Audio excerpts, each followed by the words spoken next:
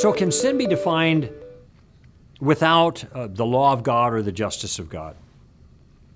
And I think the simple answer to that is no, because for one, think of the New Testament when it uses the word sin. That is an English translation of a Greek word, hamartia.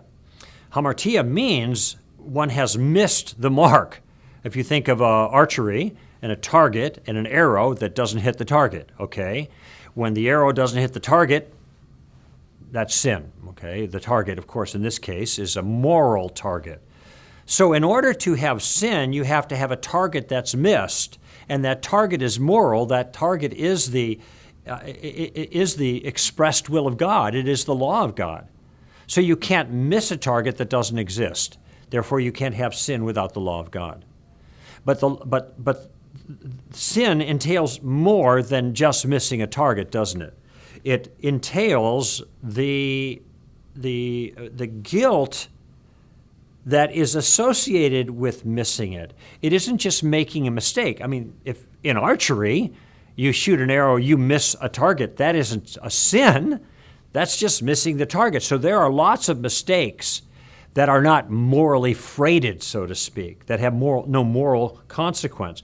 But there are other mistakes, missing the mark, that are morally freighted. We miss marks that we ought to have hit, that we morally ought to have hit. And if we don't hit that target, then we're not just mistaken, we are morally wrong. We are to blame, we are culpable.